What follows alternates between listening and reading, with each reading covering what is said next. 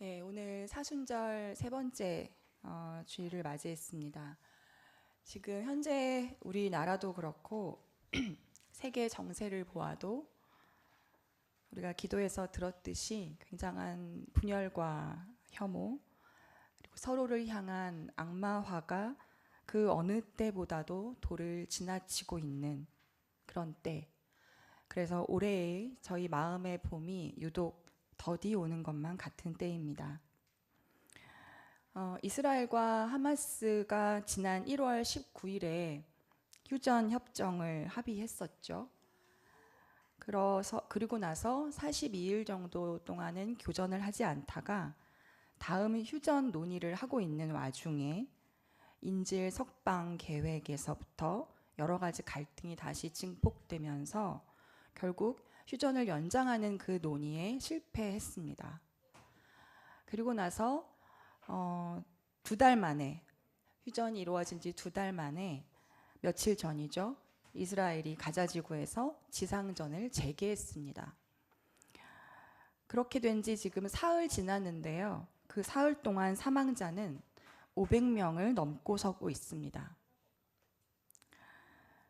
여러분, 우리나라에도 전쟁의 위험이 없지 않습니다.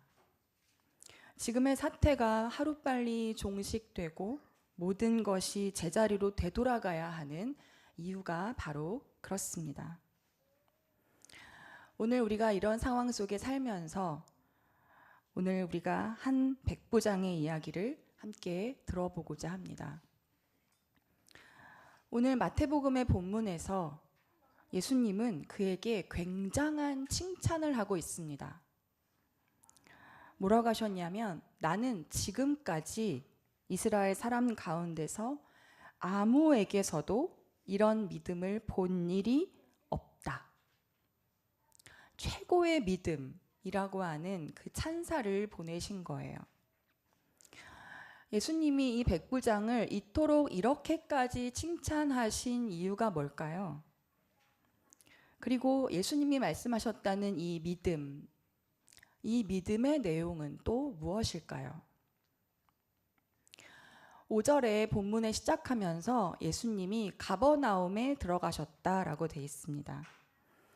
가버나움은 지난번에 회당장 야이로에 관한 이야기를 나눌 때 말씀드렸던 것처럼 예수님에게는 제2의 고향이기도 하고 또 갈릴리 지역에서 예수님의 사역을 주로 많이 했던 베이스 캠프 같은 곳입니다. 이 가버나움이란 도시는 국경 도시였을 뿐만 아니라 또 여러 가지 무역로 상에 위치하고 있었기 때문에 상업적으로도 중요하고 군사적으로도 매우 중요한 도시였습니다. 그래서 이곳을 분할받아서 통치하고 있었던 헤롯 안티파스는 자신의 군대를 소집하고 또 군대를 소유하고 있었어요. 그러니까 가버나움에는 군인들이 있었다는 얘기입니다. 당시 로마의 한 군단은 6,000명 정도였는데 이것을 100명씩 6개로 나누어서 관리했습니다. 이때 그 100명의 군인들, 그 부대를 맡아서 지휘하는 사람이 백부장입니다. 이 백부장들은 군대의 어떤 훈련들도 책임을 도맡고 또 그들을 묶고 있는 매개자들이었습니다. 상급 지휘부와 군인들을 서로 연결해주는 역할이죠. 이 모든 것들을 하는 굉장히 중요한 전문직이고 지금으로 얘기하면 장교들이라고 할 수 있겠죠. 그러니까 오늘 본문에 등장하는 이 백부장은 유대인이 아니라 이방인인 겁니다. 로마 군대 장교입니다. 식민 지배를 용이하게 하기 위한 점령자의 위치에 서 있는 사람이라는 거죠. 그래서 따라서 유대인들에게 있어서 백부장 하면 바로 식민 지배를 떠올리는 그런 상징적인 인물이었을 겁니다. 그런데 그런 백부장이 유대 사람이었던 예수에게 와서 간청을 하고 있습니다. 뭐라고요? 주님이라고 부르면서요. 그러면서 내 종이 중풍으로 집에 누워서 몹시 괴로워하고 있습니다. 이렇게 얘기하고 있죠. 여기서 종이라고 하는 헬라어는 파이스라는 단어로 쓰였는데요. 이거는 종이 아니라 사실은 연령이 어린 아이 또는 소년, 상속자 또는 아들 이런 뜻으로 쓰이는 단어입니다. 그러니까 사실 원래 종이라는 단어로 쓰이려면 둘로스, 노예라고 하는 이 단어를 써야 되는데 백부장이 자신의 종이 아프다라고 할 때 그 종을 둘로스를 쓰지 않고 파이스를 썼다는 것은 이 종을 백부장이 대단히 사랑하고 애정하고 있었다는 것을 반영하는 거죠. 그러니까 지금 이렇게 얘기하고 있는 거예요. 내 아들같이 아끼고 있는 이 나의 종이 지금 아파하고 있습니다.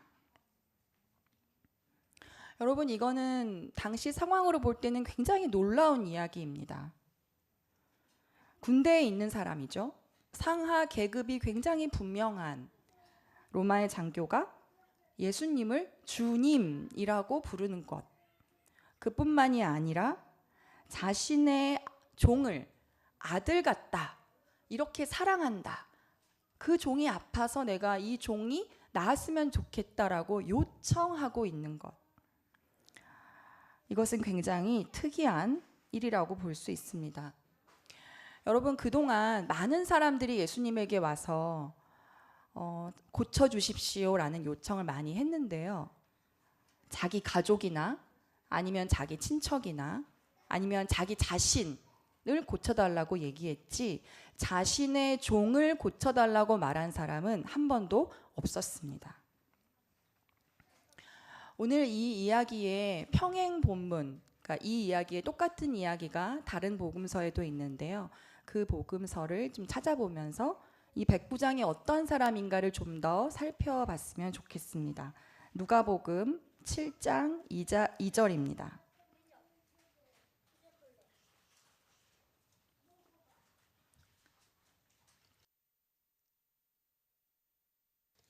누가복음 7장 2절.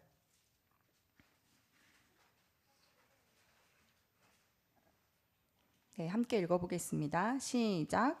어떤 백부장의 종이 병들어 거의 죽게 되었는데 그는 주인에게 소중한 종이었다. 주인에게 어떤 종이요? 소중한 종이었다. 이때 종은 이제 3인칭으로 쓰고 있는 서술이기 때문에 이 종은 둘로스라고 정확하게 쓰여 있습니다.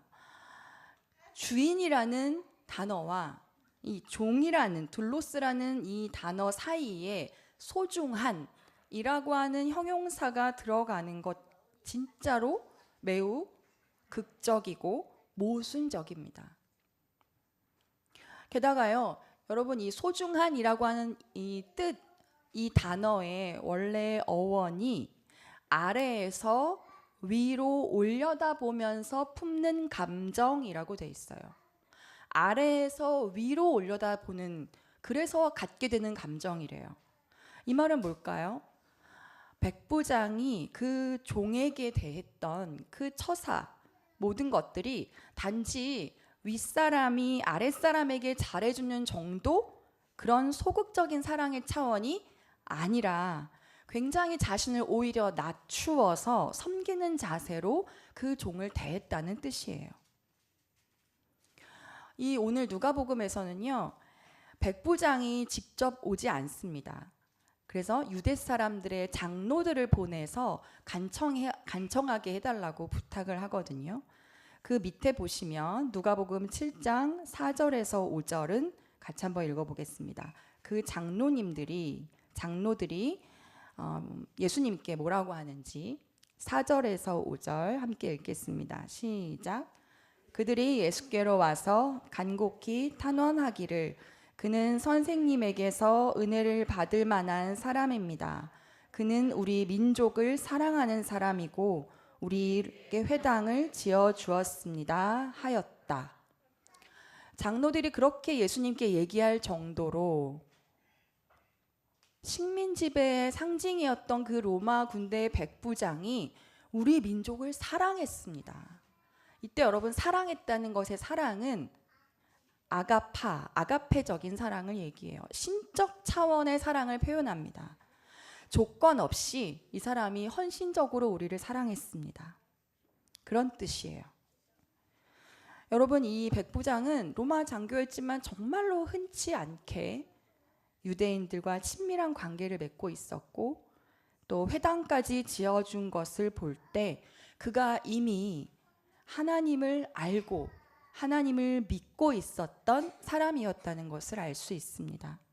그런데요, 그냥 머리로만 말로만 그렇게 믿었던 것이 아니라 자신의 기득권을 내려놓는 자였어요. 자신의 기득권을 내려놓는 것으로 그 삶을 통해서 신앙생활을 하고 있었던 사람이었다는 거죠. 권력을 가지고 있었던 자가 억압의 구조를 스스로 내려놓는 그 권력의 자기 비움, 바로 그것이 이 백부장의 신앙의 고백이었습니다. 오늘 읽었던 구약의 출애굽기로 넘어가 볼까요? 출애굽기 오늘 본문은 하나님이 이스라엘 백성에게 주셨던 10계명의 계명 중에 마지막 계명을 얘기합니다.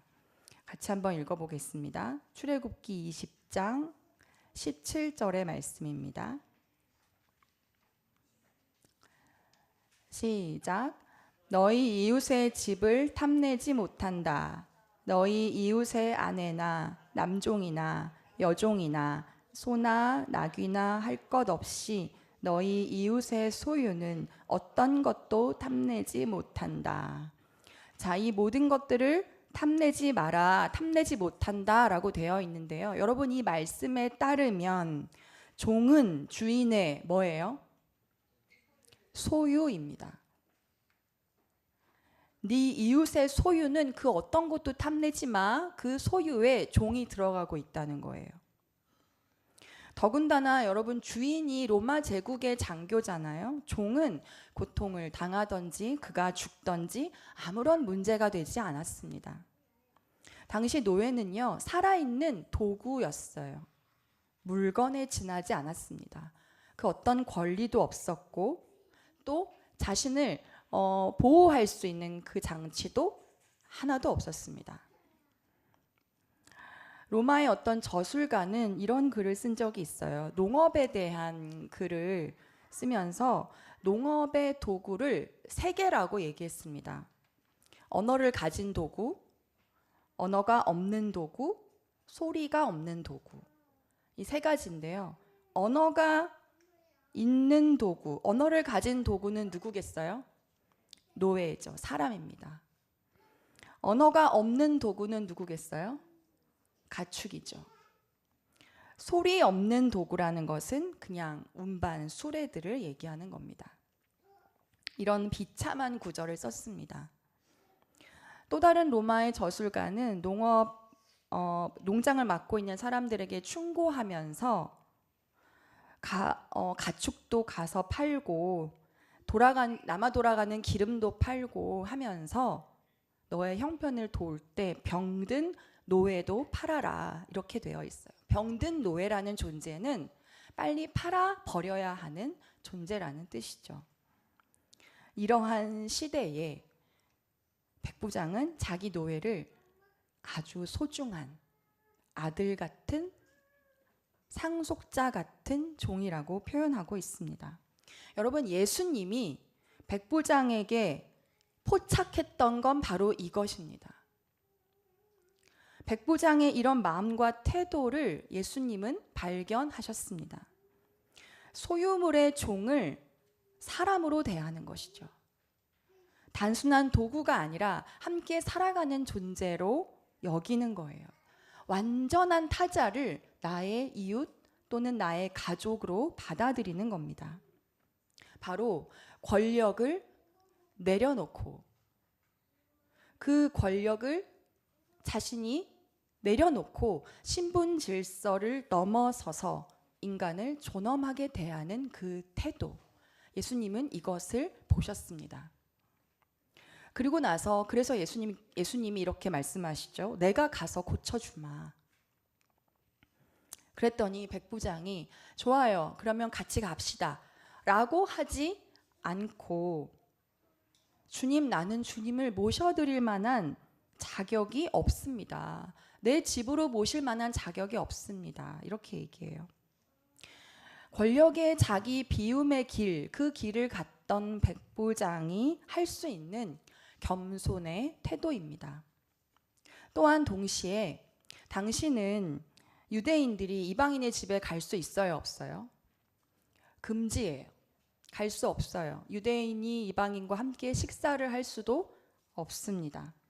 만약에 이방인과 그렇게 교제하면 정결법을 어겨서 부정한 죄인이 되지요. 백부장은요, 바로 이러한 유대적 상황과 관습을 너무 잘 알고 있었습니다. 그래서 자신의 집에 예수가 오게 됐을 때 벌어질 일들 또한 예측할 수 있었어요. 예수를 그런 곤란에 빠뜨리고 싶지 않은 사려 깊은 어떤 배려 또한 보이는 것 같습니다. 그러면서 이 백부장이 굉장히 중요한 말을 합니다. 한번 따라해 보겠습니다. 그저 한마디 말씀만 해주십시오. 그러면 내 종이 나을 것입니다. 여러분, 이게 무슨 뜻일까요? 이 말을 하고 있었던 백부장의 심정은 어떤 걸까요?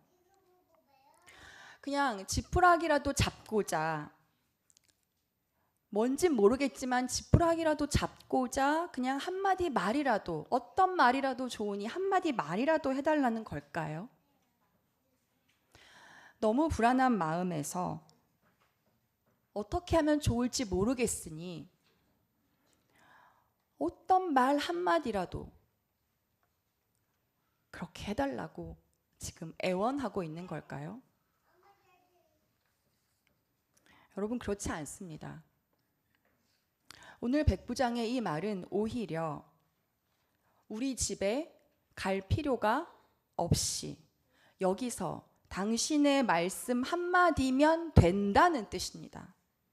다 필요 없고 그저 한마디 말씀이면 내 종이 나을 거라는 강력한 확신 가운데서 요청하고 있는 거예요. 그러면서 얘기하죠. 나도 상관을 모시는 사람이다. 내 밑에도 병사가 있다. 내가 병사들한테 가라고 하면 간다. 오라고 하면 온다. 그와 같이 당신의 한마디 말씀이면 그 말씀이 그대로 이루어진다는 것을 나는 어떻게 한다? 믿는다. 아주 강력하고 단단한 확신입니다. 일종의 요청이 아니라 자신의 신앙 고백이에요. 나는 그걸 믿는다. 여기서 그저 한마디 할 때 그 그저 라는 헬라어는요, 그냥, 단순하게, 오로지 이런 뜻입니다. 그 어느 것에도 기대지 않고 그 어느 것에도 매달리지 않고 나는 그냥, 나는 아주 단순하게, 나는 오로지 당신의 말씀 한마디면 된다는 거예요. 당신이 우리 집으로 가는 행위 없어도 되고, 당신이 우리 종을 손을 만지는 그런 터치의 행위 없어도 되고, 그 어떤 구구절절한 훌륭한 기도 필요치 않다.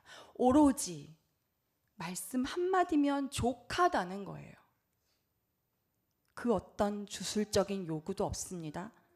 그 어떤 부가적인 행위를 요청할 필요 없이 예수님의 말씀 한마디면 그것에 진정한 권세와 능력이 있다는 것을 깨달은 믿음의 고백이라는 거예요. 여러분, 여기서 예수님의 그 말씀이라고 하는 건 예수님의 그 언어를 넘어서는 하나님 현존 그 자체를 상징합니다. 여러분, 그래서 이것을 향심기도 관점으로 보면 이 백부장은 어떤 사람입니까? 아주 단순하게 하나님 현존만을 지향하는 사람이에요. 하나님의 은혜를 우리가 입기 위해서 다른 그 무엇이 필요하지 않음을 알고 그냥 하나님의 현존 자체를 지향하는 것. 어떤 특정한 증거가 있어야 되고, 어떤 구체적인 마음의 감동이 있어야 하고, 어떤 특별한 내가 바라는 위로가 있어야 하고, 어떤 하나님과 나를 연결할 어떤 매개가 꼭 있어야 하고, 그래야 내가 하나님의 현존을 경험하는 것, 그것을 넘어선 차원을 얘기하는 거예요. 그런 것들이 없이 매우 직접적으로, 매우 순수하게 그냥 하나님 현존에 대해서 신뢰하는 것을 이야기합니다. 하나님 한 분만으로 그냥 족하다는 표현이에요. 여러분, 그렇게 순수하게 하나님 현존만을 지향하는 사람은 조건이 필요치 않습니다. 왜냐하면 하나님 현존은 시간과 장소와 거리와 역사를 모두 초월하시기 때문입니다. 그러니까 오늘 이 백부장이 갖고 있다는 그 믿음은 어떤 믿음입니까? 기적에 대한 기대가 아니라 순수하게 하나님 현존만을 지향하는 것입니다. 나의 안위 또는 나의 번영, 내가 부릴 수 있는 이 기득권, 이 모든 것을 내려놓고 고통받고 있는 이 약하고 약하디 약한 이 어린 종을 가슴에 품어서 주님께 맡겨드리는 것입니다. 이 아이를 낫게 하기 위해서 내가 뭘 더 어떻게 해야 될까? 분주하게 그렇게 생각하지 않고, 뭔가를 더 하려 하지 않고, 그 마음이 절박하면 절박할수록, 안타까우면 안타까울수록 더욱 더 순수하게 하나님의 현존만을 지향하며 나아가는 것입니다. 여러분, 이것이 단순한 믿음입니다. 단순한 믿음.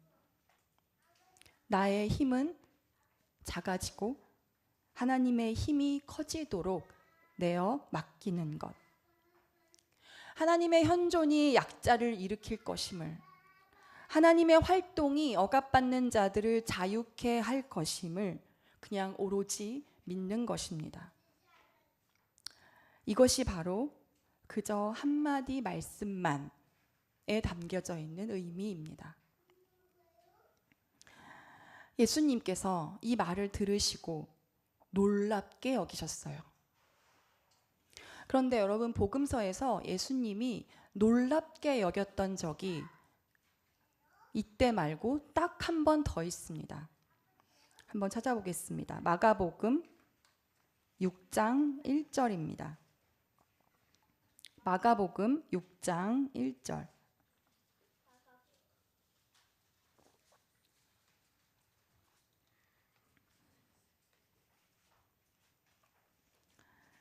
읽겠습니다. 시작. 예수께서 거기를 떠나서 고향에 가시니 제자들도 따라갔다.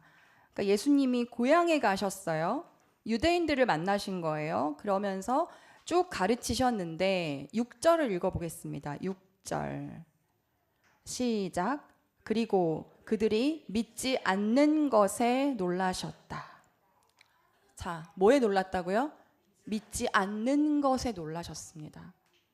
두 번 모두 다 믿음에 관련된 놀람이에요. 그런데 한 번은 고향 사람들이 믿지 않음에 놀랬고, 정작 유대인들이 믿지 않음에 놀라셨고, 두 번째는 오늘 본문에서 이방인인 백부장의 믿음에 놀라셨습니다. 굉장히 아이러니하죠. 그래서 예수님이 그래서 이어서 말씀하고 계시는 거예요. 이 말씀을 그래서 하신 거예요. 나는 지금까지 이스라엘 사람 가운데서 아무에게서도 이런 믿음을 본 일이 없다. 여러분, 이것은 당시 유대 사회에서 종교적인 특권을 가지고 있다고 여겨졌던 바리새인, 서기관들, 율법학 다 같은 사람들보다 오히려 이방인의 믿음이 더 크다고 하는 굉장히 급진적인 선언입니다. 유대 사회에서는 당연히 하나님의 백성이라고 하는 신분이 중요했지만 예수님은 그것보다 삶 속에서 실천하고 있는, 그리고 오로지 나를 지향하는 그 믿음을 더 중요하게 보신 거예요. 신앙의 참된 본질이라고 하는 것이 어떤 종교적 제도나 전통이 아니라 정말로 권력을 스스로 비우고 사랑과 정의를 실천하는 것이라는 걸 바로 이야기하고 계시는 겁니다. 예수님은 그러고 나서 이제 진짜로 본인이 하고 싶었던 말씀을 하십니다. 오늘 본문이죠. 마태복음 8장 11절부터 12절에 보면 내가 너희에게 말한다 라고 얘기했는 이 문장이 내가 진짜 너희한테 하고 싶었던 말이 뭐냐면, 잘 들어봐. 많은 사람이 동과 서에서 와서 하늘나라에서 아브라함과 이삭과 야곱과 함께 잔치 자리에 앉을 거야.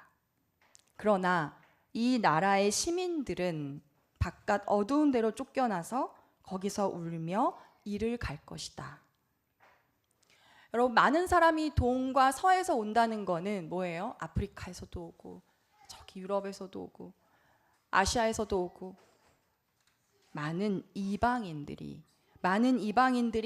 하늘나라의 잔치 자리에 앉게 되는 주인공이 될 거야.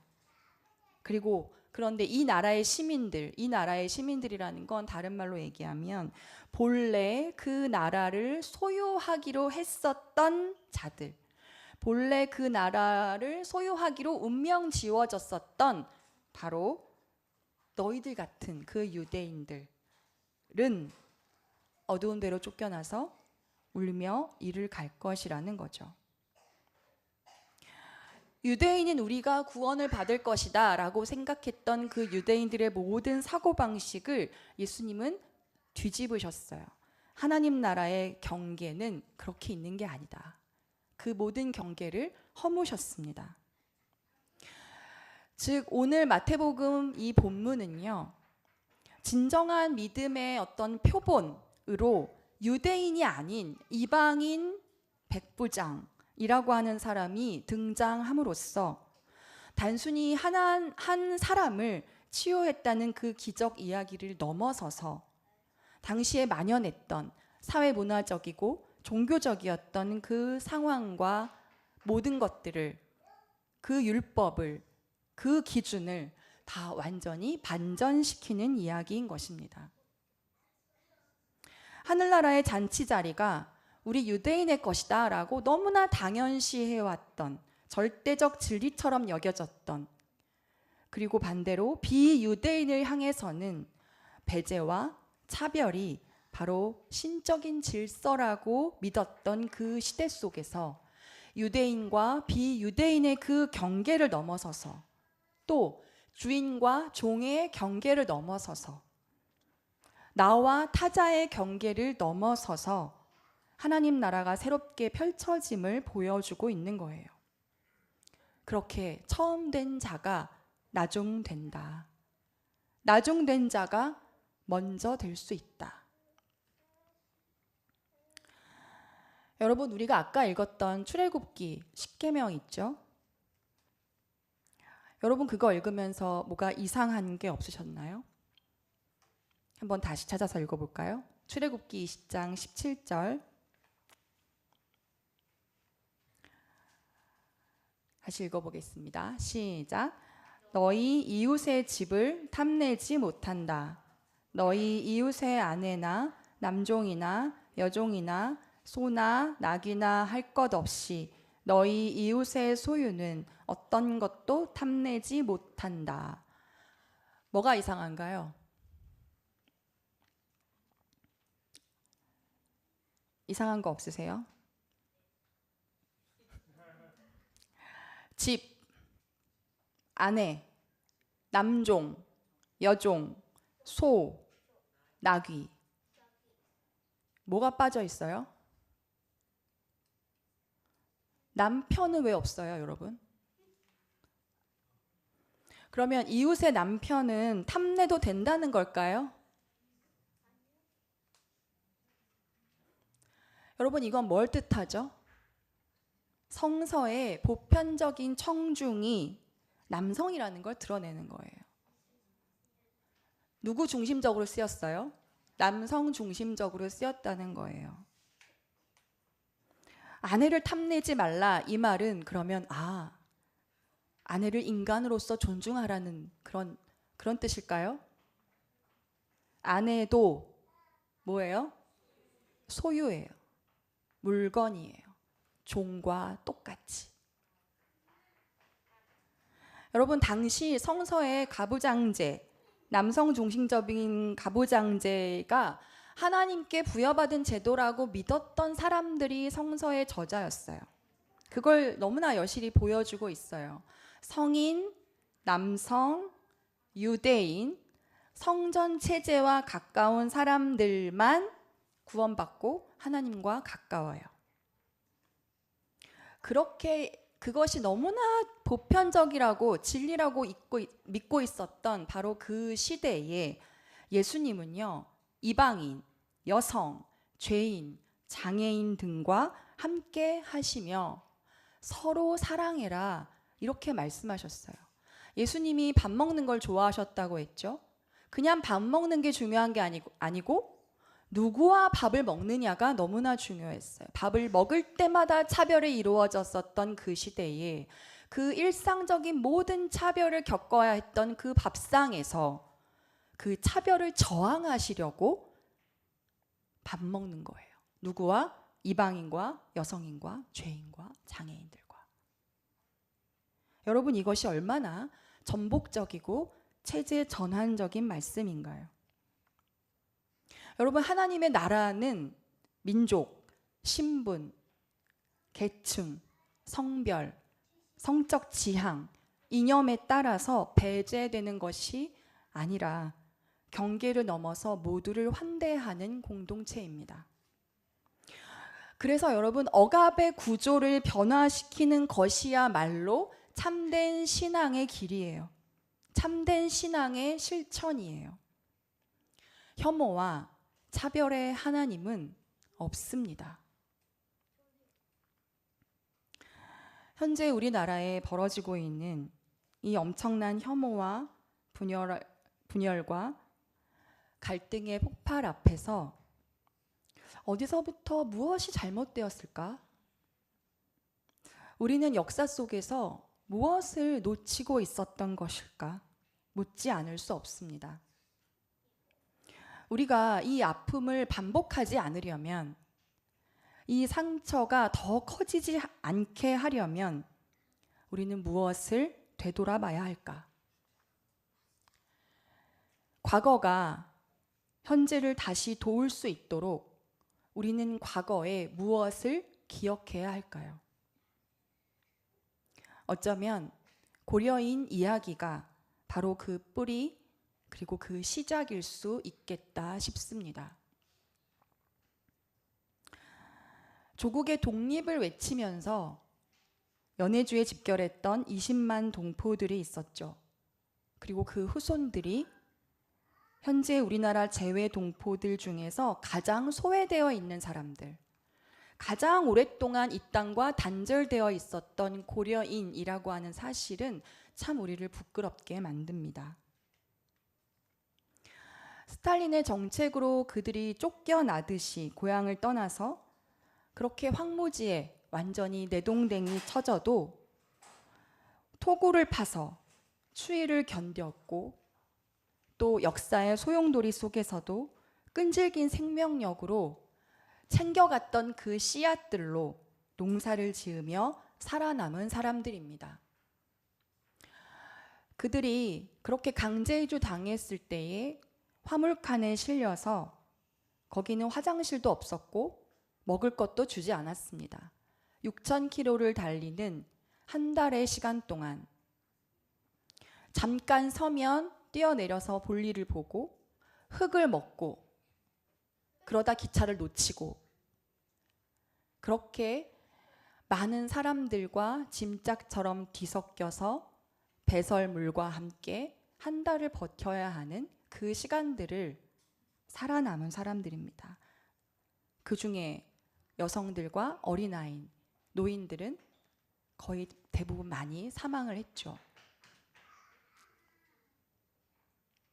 그런 지 140년이 지났습니다. 낯선 땅에 강제 이주당한 이 고려인들이 그 땅에서도 소수민족이다라는 이유로 여러 가지로 소외되고 크고 작은 내전들도 있었고 또 경제적인 어려움들이 있다 보니까 그 정착한 나라의 국적을 취득하지 못해서 급기야는 무국적 고려인들이 발생하기 시작했습니다. 여러분, 국적이 없으면 배울 수 없고, 배울 수 없으면 일할 수 없고, 먹을 수 없습니다. 국적이 없으니까 우리나라의 지원도 받을 수 없습니다. 현행법상 국적이 있어야 재외동포로 인정받을 수 있기 때문입니다. 게다가 그 고려인들 중에서 이주하고 또 이주해서 우크라이나 지역으로 간 사람들은 그 속에서 농사를 지으면서 터전을 마련했는데 바로 그 지역은 러시아와 우크라이나 전쟁으로 인해서 폭격을 맞고 있는 바로 그 땅입니다. 그래서 그 지역 고려인들이 다시 한국으로 피신되고 있고 피신하고 있고 그들을 비행기 태워서 한국으로 보내는 일들, 그 일들이 지금도 진행되고 있습니다. 여러분, 권력을 가진 자가 억압의 구조를 내려놓고 연대할 때에 하나님의 나라가 이루어집니다. 그런데 우리 역사 속에서 과연 친일이라는 기득권을 내려놓고 그 특권과 권력을 스스로 비우면서 역사를 바로 세워나가는 것이 가능할까? 십계명 마지막에서 내 이웃을 탐내지 말라라고 했을 때 그 가르침은 탐심입니다. 탐심을 경계해라. 여러분, 탐심이라는 건 기득권을 내려놓지 못하는 것 또한 탐심입니다. 우리가 가진 것을 나누지 않으려는 마음, 우리만 편안하게 살고자 하는 태도도 탐심일 수 있습니다. 저도 또 여러분도 우리 모두도 이 캠페인을 하기 전에 무지했고 관심도 없었고 그래서 고려인을 위한 그 무엇도 한 적이 없습니다. 이 말은 뭐냐면 한국 사회에서 고려인들은 생략된 존재라는 뜻입니다. 여러분, 소외된 사람들은 소외되었다는 사실조차 소외됩니다. 이것이 가장 무서운 차별이고 혐오입니다. 혐오라는 그 개념이 어떤 대상을 싫어한다는 단순한 차원이 아니라 마땅히 존중받아야 할 인간이 그 존엄성을 인정받지 못하는 차원을 의미하는 것이기 때문입니다. 누군가를 적대시하고 폭력적으로 공격하는 것만이 혐오가 아니라 아무것도 하지 않은 것, 생략시키고 생략 자체를 생략하는 일, 이것도 혐오입니다. 하지 않음의 혐오, 비행동의 혐오죠. 그리고 생략의 혐오입니다.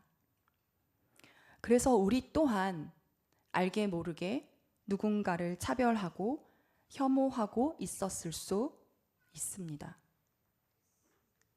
그렇게 여전히 많은 경계 안에서 살아가는 우리에게 오늘 에베소서는 이렇게 말씀하고 있습니다. 이제부터 여러분은 외국 사람이나 나그네가 아니요 성도들과 함께 시민이며 하나님의 가족입니다. 모든 사람이 그가 누구든 어떤 삶을 살았든 상관없이 그만의 개별성과 존엄성을 존중받으며 백부장이 바로 품었던 그 소중함, 그 소중한 한 사람에 대한 마음, 그 한 사람이 그렇게 온전해지는 세상이 바로 예수님이 꿈꾸었던 하나님 나라입니다. 그러니 더 이상 죽이지 말고, 더 이상 밟지 말고, 더 이상 생명을 꺾지 말라. 역사 안에서 정의를 실현하는 것은 참 멀고도 험해 보입니다. 이 사순절 기간 그렇게 지워지고 생략됐던 고려인들의 흔적과 유산을 더듬어서 우리가 복원하고 함께 고통당하고 있는 이들의 현실에 다가갈 수 있으면 좋겠습니다. 지금 그것이 바로 지금의 한국 사회 치유를 위한 한 줄기 작은 소일의 발걸음이 되기를 바랍니다. 혐오와 분열의 시대, 오히려 우리는 이럴 때일수록 더 절박하고 더 안타까울수록 하나님 현존을 향한 그 순수한 지향을 더 단단하게 붙들면서 이 땅을 하나님께 맡겨 드립시다. 주님, 그저 한마디 말씀만 해 주십시오. 그러면 우리가 나을 것입니다. 함께 기도하겠습니다.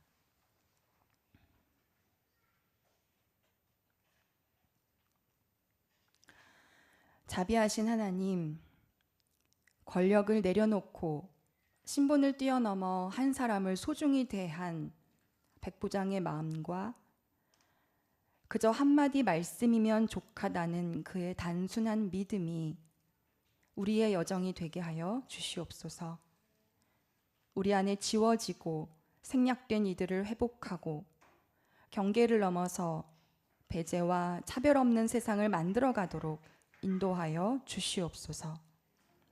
혐오와 분열의 이 땅을 당신께 맡겨드립니다. 예수 그리스도의 이름으로 기도합니다. 아멘.